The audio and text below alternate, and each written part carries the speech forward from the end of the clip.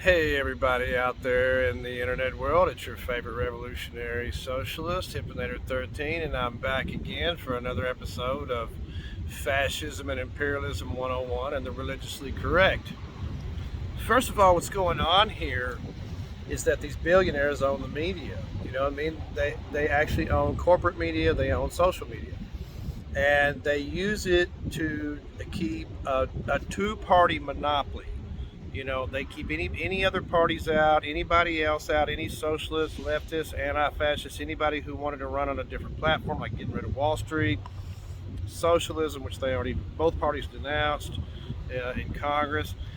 Um, this is when there's a monopoly, and they use the electoral system too to keep a monopoly. They don't let people on the ballots. They keep people off ballots. They have primaries and stuff like that, but they keep people out.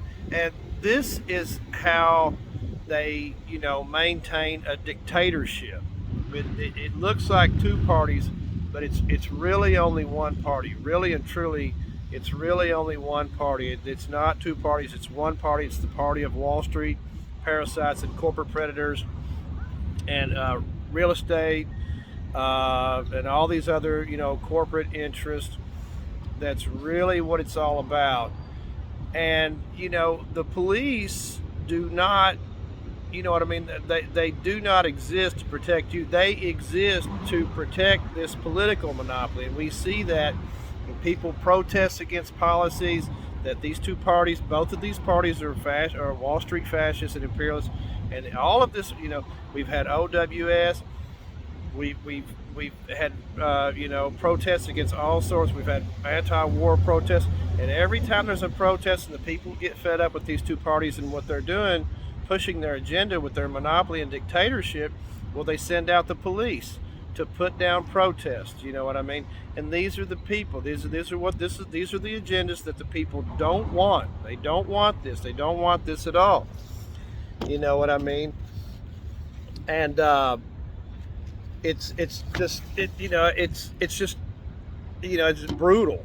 You know what I mean? The policing, it's oppression. It's a form of oppression.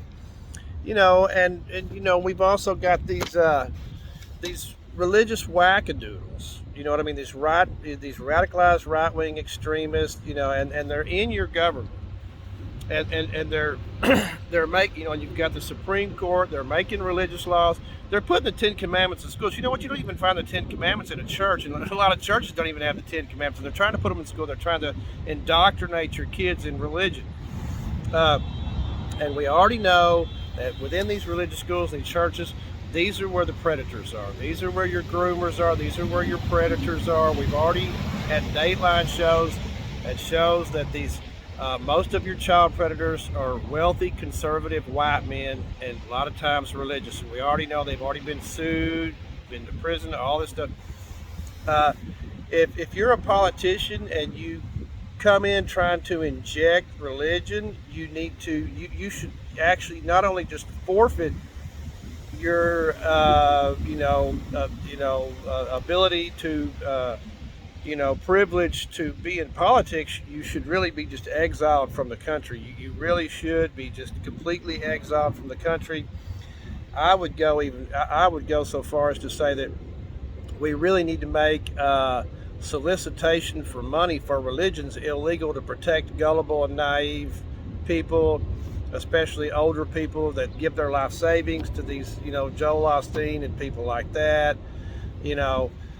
So you know what I mean? We're under fascism, Wall Street corporate fascism here at home, and Wall Street corporate imperialism abroad. And we've got these religious whackadoodles, and really all they're doing this for is to destabilize the electorate.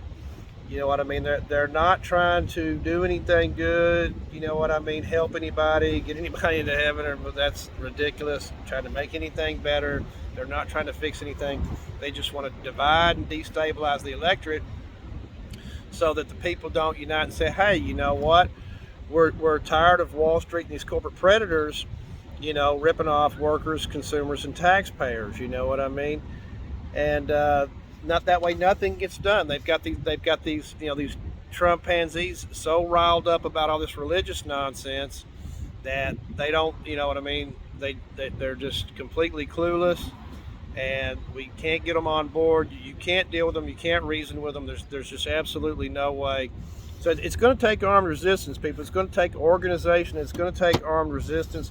And you know, it's like I tell people all the time. I'm always here. I'm at Grand Molina Park. You can come down there and talk to me. You can message me, and I'll come talk to you. We could get a group going somewhere. And I really wish we would. And we'd start, you know, really talking about some of this stuff, and really talking about what we could actually do.